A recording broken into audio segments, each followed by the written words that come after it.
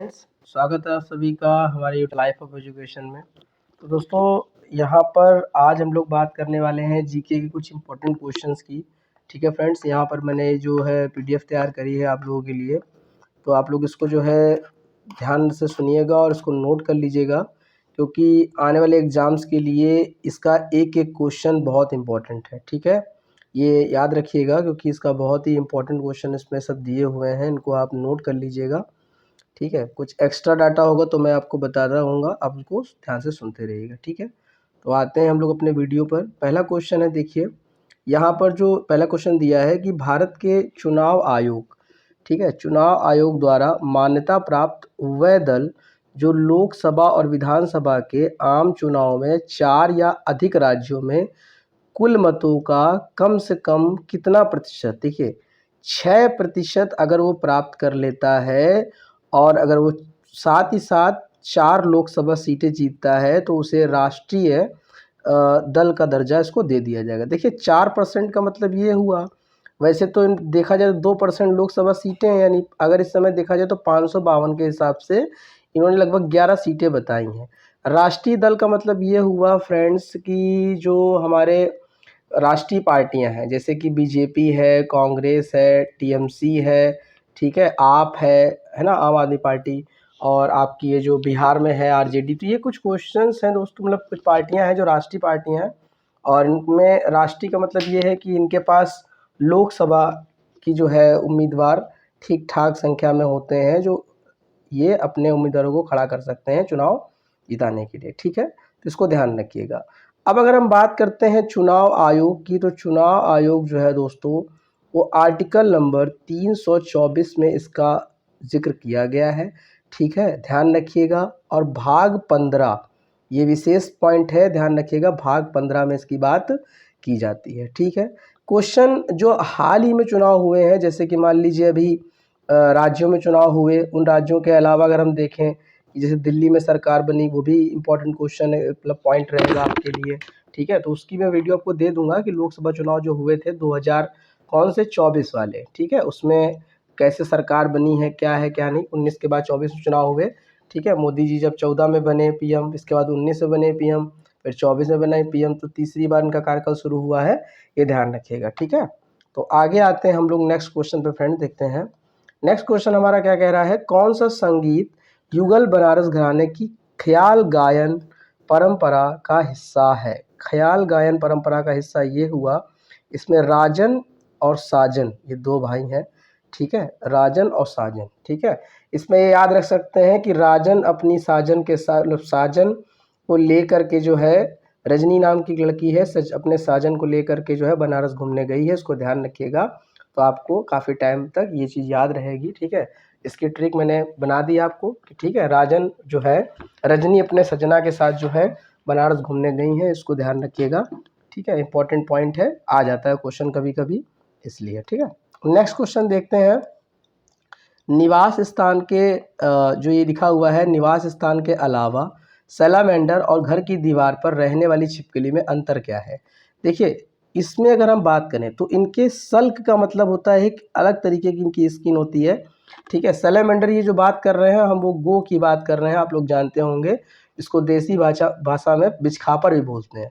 ठीक है, ध्यान रखिएगा। नेक्स्ट क्वेश्चन देखते हैं, सैलामेंडर के बारे में याद दिया हुआ है, इसको हटा दीजिएगा। इसके बाद हम बात करते हैं दोस्तों, यहाँ पर कौन सा ये जो उपन्यास है वो अरविंद अडिगा द्वारा नहीं लिखा गया है। देखिए, अरविंद अडिगा जी का एक, इनकी जो फेमस एक किताब है, उपन्यास है, वो है दोस्तों द वाइट टाइगर। वो इन्हीं की बुक है, क्या नाम है, द वाइट टाइगर। ये जो इंग्लिश टीचर बुक है दोस्तों ना, ये आर के जो है ना, आर के नारायण द्वारा जो है लिखी गई है। ठीक है, इसको ध्यान रखिएगा। ठीक, नेक्स्ट क्वेश्चन देखते हैं। इन्होंने क्वेश्चन बहुत अच्छा पूछ दिया है, क्रिकेट से रिलेटेड है दोस्तों। 2002 में ये मैच हो रहा था। ठीक है, तो इंग्लैंड के लॉर्ड्स में इन्होंने अपनी टी शर्ट उतार के लहराई थी। ठीक है, ध्यान रखिएगा। कहाँ पर, ये कौन है, हमारे भारतीय क्रिकेट टीम के पूर्व कप्तान Sourav Ganguly, left hander batsman थे, ऑलराउंडर इनको कहा जाता था क्योंकि ये बॉलिंग भी ठीक ठाक कर लेते थे, ऐसा है।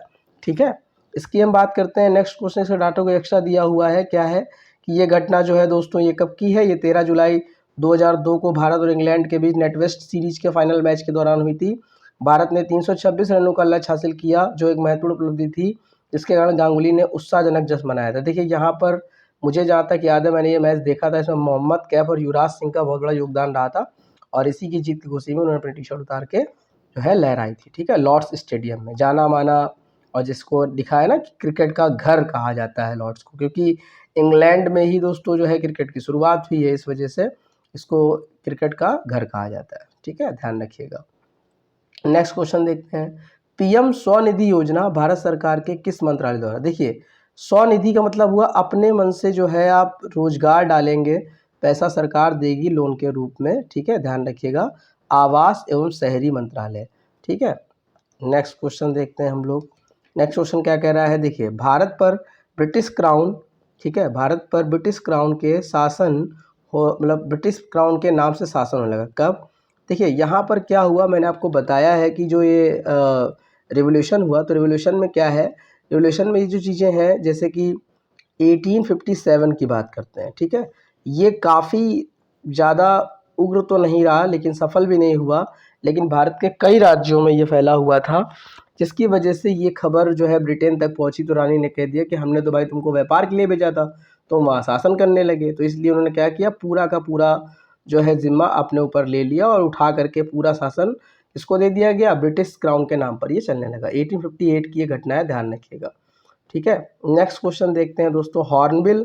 देखिए हॉर्नबिल उत्सव जो है वो किस राज्य में आयोजित किया जाता है दोस्तों। देखिए हॉर्नबिल उत्सव जो है ये नागालैंड में मनाया जाता है और ये 10 दिन तक चलता है। इसका क्वेश्चन अभी एग्जाम में आया था कि ये कितने दिन तक सेलिब्रेट किया जाता है दोस्तों। नागालैंड नॉर्थ ईस्ट स्टेट्स है, ध्यान रखिएगा, इसकी कैपिटल जो है कोहिमा है, ये भी ध्यान रखिएगा। और एक चीज़ और कि भारत का ये ऐसा एक राज्य है जहाँ पर इसकी जो लैंग्वेज है ना ऑफिशियल, वो इंग्लिश है। ठीक है, ये पॉइंट भी याद रखिएगा, काफ़ी इंपॉर्टेंट पॉइंट है। नेक्स्ट क्वेश्चन देखते हैं, इन्होंने कहा है क्या है क्वेश्चन। देखिए 2023 का अगर डाटा बात करें तो हो सकता है वो पूछ देते हैं, आजकल तो करंट ऐसी नहीं है, आप 1-2 साल लेके चलिए, पता नहीं कौन सा पूछ दें। संसद रत्न पुरस्कार 2023 में किसे मिला था और किसने में से किसने doctor APJ Abdul Kalam life time achievement पुरस्कार प्राप्त किया है। इनका है टीके रंगराजन। ठीक है, ध्यान रखिएगा, लाइफ टाइम अचीवमेंट टीके रंगराजन। ठीक है, इसके बाद है ये क्या कह रहे हैं कि भाई राष्ट्रीय न्याय आयोग विधेयक, राष्ट्रीय न्याय आयोग विधेयक जो है जो राष्ट्रीय न्यायिक आयोग के माध्यम से न्यायाधीशों की नियुक्ति की विनियमित करने वाला एक निजी सदस्य विधेयक है। राज्यसभा में कब पेश किया गया, तो 6 दिसंबर 2022 में, ये ध्यान रखिएगा। ठीक है, पेट क्वेश्चन है ये। इसके बाद है फ्रेंड्स हमारा अगला क्वेश्चन क्या कह रहा है, मुगल बादशाह बाबर किस सूफी सिलसिले का अनुयायी था, नक्शबंदी का।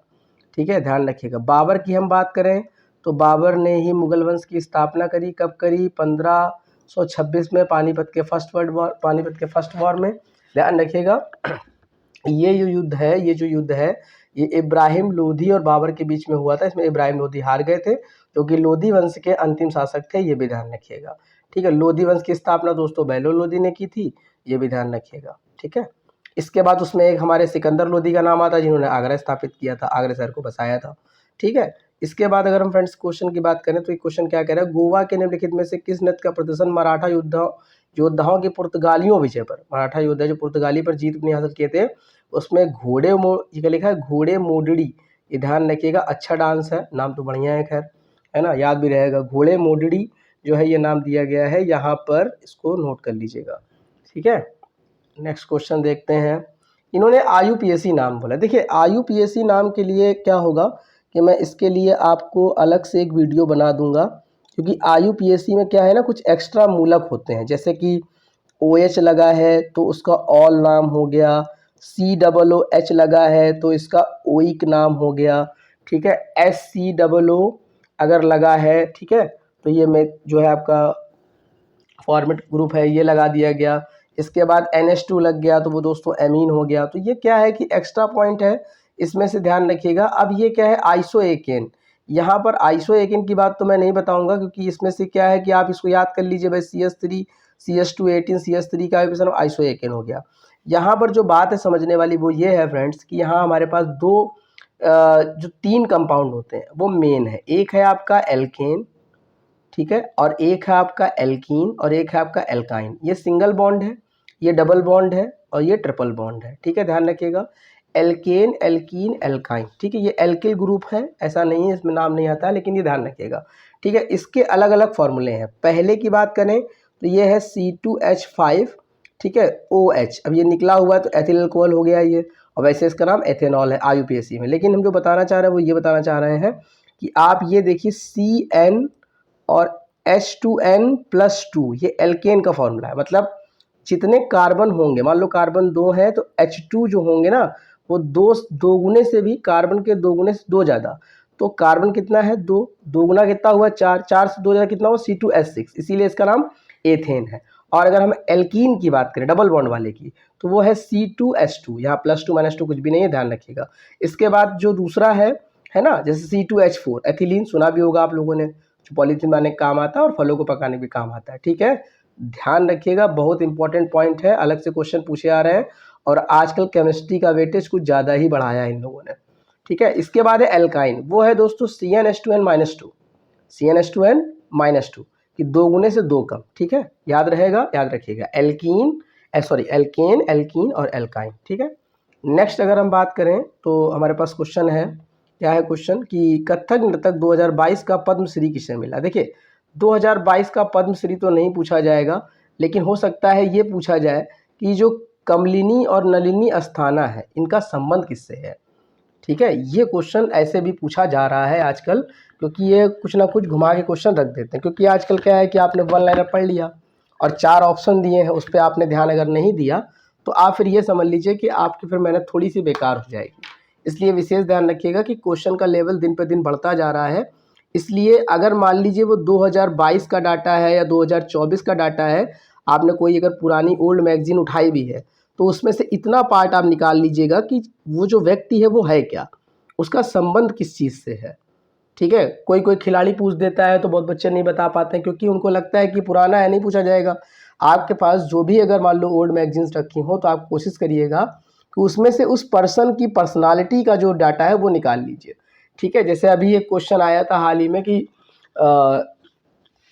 प्रवीण कुमार का संबंध किस खेल से, तो वहाँ क्या है ना कि देखिए अगर याद है तो ठीक है, और नहीं तो ऐसा होता है कि इन सब चीज़ों में याद नहीं रह पाता। कारण क्या है कि हम लोग ये देखते हैं कि पुराना डाटा है तो ये इतना इंपॉर्टेंट नहीं है, तो हम लोग उसको याद नहीं करेंगे, और वही डाटा क्वेश्चन में एग्जाम में आता है।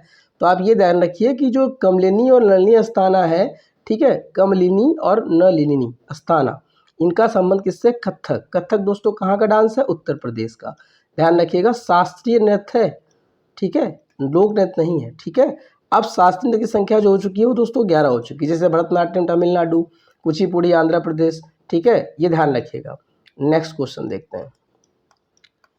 कर्नाटक का जो बीदर किला है वो आकार में कैसा बना है। देखिए कर्नाटक की अगर हम बात करें, ठीक है, तो कर्नाटक एक राज्य है जो हमारा, जब हम इंडिया का इस साइड वाला हिस्सा देखेंगे, ये वाला हिस्सा देखेंगे ना, तो ये है हमारा, जैसे ये है महाराष्ट्र, पहले गुजरात है, फिर महाराष्ट्र, फिर गोवा, फिर कर्नाटक है, इसके बाद केरल है, फिर तमिलनाडु, ठीक है। तो कर्नाटक की जो राजधानी है दोस्तों वो बेंगलोर है, ये भी आप ध्यान रखिएगा, ठीक है। और ये तटीय राज्य है, ये भी ध्यान रखिएगा। कर्नाटक में जो बीदर किला इन्होंने दे रखा है, ये जो दे रखा है बीदर किला, ये आकार में कैसा है, तो ये समचतुर्भुजाकार है, ठीक है, समचतुर्भुजाकार ऐसा रोम्बस की तरह, ठीक है, ध्यान रखिएगा, ठीक। इसके बाद अगर हम बात करें रोम्बस के पैरेललोग्राम समझ लीजिए उसको। कर्नाटक का बीदर किला की बात करें तो कर्नाटक में बीदर किला कहाँ है, एक तो क्वेश्चन ये हुआ, तो ये कर्नाटक में है। कर्नाटक में एक और किला गोल गुम्बज किला, ठीक है, गोल गुम्बज किला कहाँ है दोस्तों, ये बीजापुर में है, कर्नाटक के बीजापुर में है, ये भी क्वेश्चन इंपॉर्टेंट है, ध्यान रखिएगा, ठीक है। इसके बाद इन्होंने ये बताया है, जो क्वेश्चन है हमारे पास, कि तटीय क्षेत्र में समुद्री जल की बाढ़ आ गई। देखिए क्वेश्चन आजकल ऐसे भी आ रहे हैं कि आपको एक स्टोरी टाइप की दी जाएगी जो आप पढ़ेंगे नहीं, सीधे स्किप कर देंगे, लेकिन हो सकता है वो क्वेश्चन ऐसा हो जो बाय द वे आपको आता हो, लेकिन आपने डर की वजह से उसको स्किप कर दिया। ये काम बिल्कुल भी नहीं करना है एग्जाम टाइम पे, क्योंकि जीके में सभी बोलते हैं कि 5 मिनट में आ रहा है, कर दो तो कर दो, ऐसा नहीं होता है। एक तो ये कन्फ्यूज़न में बता दूँ, 2 तरह के कन्फ्यूज़न होते हैं एग्जाम में, एक यस और नो, इनमें से कौन है, इनमें से कौन नहीं है। बहुत बच्चे क्या है, पूछता नहीं है तो हाँ लगा देते हैं, और पूछता है हाँ है तो उसमें नहीं लगा देते हैं। इसका विशेष ध्यान रखिएगा, कोई जल्दबाजी नहीं है, समय आपके पास प्रॉपर रहता है, ऐसा नहीं है आप चाहे एसएससी को एग्ज़ाम दीजिए, चाहे रेलवे का एग्ज़ाम दीजिए, प्रॉपर समय रहता है। आप विशेष ध्यान दीजिए, क्वेश्चन को 1 से 2 बार पढ़ने की कोशिश करिए, समझ में आया तब आगे बढ़िए, ठीक है। यहाँ पर अगर हम क्वेश्चन की बात करते हैं तो एक तटीय क्षेत्र में समुद्री जल की बाढ़ आ गई और आसपास के क्षेत्र में भारी मात्रा में नमक जमा हो गया। कुछ दिनों के बाद ये देखा गया कि कई पौधों का जीवन काल समाप्त हो गया। तो इन कथनों के आधार पर निम्नलिखित में से कौन सा कथन पौधों की मृत्यु का सबसे बड़ा कारण है? देखिए, वैसे तो 4 ऑप्शन है, लेकिन अब समुद्री जल से, ये देखिए ऑप्शन में, समुद्री जल से उत्पन्न कीटाणुओं के संक्रमण के कारण पौधों की मृत्यु हो गई। देखिए, संक्रमण से अगर हम बात करें तो संक्रमण जो शब्द है वो इंसानों पे ज़्यादा सूट करता है, ठीक है। पेड़ों पे होता है ऐसा नहीं है, लेकिन इंसानों पे ज़्यादा सूट करता है। तो संक्रमण का तो हटा दीजिए। सूर्य के प्रकाश की अनुपस्थिति के कारण पौधों की मृत्यु हो गई, ऐसा भी नहीं हो सकता, ऐसा बिल्कुल नहीं हो सकता। पौधों की कोशिकाओं में प्लाज्मोलिसिस के कारण पौधों की मृत्यु, ये ऑप्शन हमें सही लग रहा है। प्लाज्मोलिसिस का मतलब ये हुआ दोस्तों ना, जो प्लाज्मा मेम्ब्रेन होती है, जो ऊपर वाली लेयर है, आप कोई भी सेल उठाइएगा किसी भी प्लांट सेल में तो देखिएगा उसके क्या है, प्लाज्मोलिसिस का मतलब खत्म हो जाना, उस चीज़ का खत्म हो जाना जिससे वो ग्रो करेंगे। तो सभी के सभी पेड़ हमारे क्या हो जाएंगे, निपट जाएंगे, ठीक है, ध्यान रखिएगा। नेक्स्ट क्वेश्चन कह रहे हैं भारतीय मौसम विज्ञान के विभाग के अनुसार कौन सा मौसम भारत में अनुभव नहीं किया जाता है? देखिए, दक्षिण पश्चिम मानसून का मौसम, ये तो पता ही है। दक्षिण पश्चिम कैसे, कि मान लीजिए ये हमारा इंडिया है, ठीक है, इस तरीके से, इसमें आप हंसिएगा नहीं, ठीक है, मैं बना रहा हूँ, बता रहा हूँ, ये वाला इंडिया वाला पार्ट है। तो दक्षिण पश्चिम मानसून ये हुआ, इसको देखें तो डायरेक्शन ऐसे बटी हुई है, ठीक है। ये हो गया आपका, ये देखिए, ये हो गया आपका, ये हो गया ईस्ट, ये हो गया वेस्ट, ये हो गया नॉर्थ और ये हो गया आपका साउथ। तो देखिए, दक्षिण पश्चिम, साउथ वेस्ट, ये वाला हिस्सा, तो इसका तो अनुभव होता ही है भारत में, क्योंकि हमारा मानसून ही केरल में दस्तक देता है ना, जून के आसपास, फिर जाके ये पूरे भारत में धीरे धीरे फैलता है। इसके बाद अगर गर्मी का मौसम, तो ये तो है ही, क्योंकि भाई हमारा जो भारत है वो ट्रॉपिक ऑफ कैंसर जो है भारत के बिल्कुल बीचों बीच से जा रही है और विषुवत रेखा से ज़्यादा दूरी इसकी नहीं है, तो गर्मी भी होती है। भूमध्य रेखीय मौसम का अनुभव हम लोग नहीं कर सकते हैं। कारण क्या है, देखिए, भूमध्य रेखीय हिस्से की बात करें अगर हम, तो यहाँ पर अगर हम बात करें तो ये मान लो हमारा हिस्सा है, ठीक है, अर्थ का, ये हमारी भूमध्य रेखा है, इसके ऊपर हमारी ट्रॉपिक ऑफ कैंसर है। तो भारत का हिस्सा ये रहा, ये रहा, ये रहा और ये रहा, ऐसे करके है, तो इसलिए हमको यहाँ का अनुभव नहीं होता है, ठीक है, ये ध्यान रखिएगा। इसका अनुभव सबसे ज़्यादा अफ्रीकन कंट्री में देखने को मिलता है, ठीक है। आगे देखते हैं, आईसीसी T20 विश्व कप टूर्नामेंट में भारतीय मैच रेफरी कौन थे? देखिए, ये सभी के सभी खिलाड़ी रहे हैं, ठीक। मैच रेफरी पूछा है तो ये जवागल श्रीनाथ, जो कि ऑलराउंडर थे भारत के, ये ध्यान रखिएगा। नेक्स्ट क्वेश्चन देखते हैं, इन्होंने कहा है, क्या क्वेश्चन है भाई, सार्वभौमिक वयस्क मताधिकार भारतीय नागरिकों पर वर्ष की क्या है, 18 साल, ठीक है, ये ध्यान रखिएगा। इसमें सबसे इम्पोर्टेंट पॉइंट है 61वां संविधान संशोधन, जो कि इसी से जुड़ा हुआ है। 21 से घटाकर 18 साल उम्र कर दी गई थी वोट डालने की, ठीक है। अच्छा, उस समय बीजेपी ने, वरना 15 साल हो जाती, अब वोट मिल जाते हैं उनको, क्योंकि ज़्यादातर 15 से 16 साल के युवा ही जो है जुड़े हुए हैं, ठीक है। किसने मौर्य काल की ब्राह्मी लिपि को समझा था? जेम्स प्रिस्प का नाम आता है। देखिए, क्वेश्चन का पूछने का तरीका बहुत बढ़िया है। मौर्य काल की ब्राह्मी लिपि, तो क्वेश्चन क्या है, अशोक का संबंध मौर्य काल से है, अशोक के अभिलेखों को जेम्स प्रिंसेप ने पढ़ा था, बिल्कुल ठीक है, तो इसीलिए क्वेश्चन घुमा के पूछा है। तो आप लोग कंफ्यूज रहे कि अगर आपको नहीं पता है कि भाई मौर्य काल का संबंध जो है वो अशोक से है, तभी आप बता पाएंगे, वरना कोई बात नहीं, ठीक है। नेक्स्ट क्वेश्चन बात करते हैं, बावड़िया जो है, इनका नाम ही देखिए, नाम पता चल रहा है, राजस्थान में जो है ना, इसमें लोग क्या करते हैं, पानी को इकट्ठा करते हैं और दोबारा उस पानी का इस्तेमाल कर लेते हैं, ठीक है, तो डिपेंडेंसी थोड़ी सी कम हो जाती है वाटर के ऊपर, ठीक। इसको आप हटा दीजिए उस क्वेश्चन को। देखिए, यहाँ पर इन्होंने क्वेश्चन किया है, फरवरी 1947 में लॉर्ड वेवल के स्थान पर भारत के वायसराय के रूप में किसे नियुक्त किया गया? देखिए, अगर हम बात करते हैं यहाँ से क्वेश्चन की, तो यहाँ हमारा क्या है, अगर आपको थोड़ा सा याद हो तो 1946 में जब 1946 में जब कैबिनेट मिशन आया, तो उस समय पर क्या थी कि संस्तुति चल रही थी, मतलब उस पर डिक्लेरेशन चल रहा था कि क्या कैसे कानून बनेंगे, कैसे क्या संविधान लागू होगा, ठीक है, इस तरीके से इन्होंने देखा था, ठीक है। क्योंकि 9 दिसंबर 1946 के आसपास, ये ध्यान रखिएगा, 9 दिसंबर 1946 के आसपास पहली बैठक हुई थी, ठीक है। इसके बाद 11 दिसंबर 1946 को दूसरी बैठक हुई। तो यहाँ से बैठकें शुरू हुई। बैठक किसकी? संविधान सभा की, ठीक है। 9 दिसंबर 1946 पहली बैठक, ठीक। 1949 में जाके संविधान बनके तैयार हो पाया था और 50 में लागू हुआ। तो खैर हम लोग बात कर रहे हैं 47 की। 47 में हमारा देश आज़ाद हुआ। तो ये माना जाता है कि लॉर्ड माउंटबेटन जो है वही हमारे अंतिम वायसराय थे, अंतिम गवर्नर जनरल थे, ऐसा भारत के हिस्सा माना जाता है, ठीक है कि नहीं। और सी राजगोपालचारी को पहला, ठीक है, भारतीय गवर्नर जनरल बनाया गया था आज़ाद होने के बाद। वैसे तो ये थे लेकिन आज़ाद होने के पहले, ठीक है। नेक्स्ट क्वेश्चन देखते हैं। नेक्स्ट क्वेश्चन क्या कह रहा है। इन्होंने क्वेश्चन किया है कि भारत में किस आयु वर्ग को कार्यशील जनसंख्या, कार्यशील मतलब सबसे ज़्यादा कुशल व्यक्ति 15 से 59 साल के बीच, जो कि भारत में भरपूर मात्रा में भरी हुई है। वैसे तो देखा जाए 1.6 करोड़ पॉपुलेशन हो चुकी है 2024 सेंसस के अकॉर्डिंग। हालांकि डाटा अभी आया नहीं है, लेकिन ध्यान रखिएगा 2011 में जब डाटा आया तो 1.21 करोड़ थी। थोड़ी बहुत तो क्या बहुत ज़्यादा बढ़ गई है, ये ध्यान रखिएगा, ठीक है। नेक्स्ट क्वेश्चन, इन्होंने ये बात करी है भारत में जो ब्रॉड गेज है। देखिए ब्रॉड गेज रेलवे नेटवर्क की अनुमानित चौड़ाई कितनी है? 1.6 मीटर। ब्रॉड गेज का मतलब रेलवे प्लेटफॉर्म जो होता है, जो ट्रैक होता है, उस ट्रैक की जो ये है ना, इनके बीच की डिस्टेंस, दो पटरियों के बीच में जो चौड़ाई है, क्या है वो है 1.675 तक होती है। यहाँ 1.6 मीटर दिया है, ठीक है, कोई बात नहीं, है ना। इसको हम लोग बड़ी लाइन बोलते हैं। दो लाइन चलती है, बड़ी लाइन छोटी लाइन। छोटी लाइन जो होती है वो 1 मीटर की होती है, बड़ी लाइन जो है दोस्तों वो 1.6 मीटर की होती है, ठीक है। नेक्स्ट क्वेश्चन देखते हैं, ठीक है। नेक्स्ट क्वेश्चन क्या दोस्तों, यहाँ हमारी ये क्वेश्चन की सीरीज खत्म होती है। आप लोग वेट करिएगा, मैं अगली वीडियो आपको जल्दी प्रोवाइड करा दूंगा। तब तक इसको आप रिवीजन कर लीजिएगा, नोट कर लीजिएगा। और अगर आपने अभी तक चैनल को सब्सक्राइब नहीं किया है तो सब्सक्राइब कर दीजिएगा और लाइक भी कर दीजिएगा, ठीक है।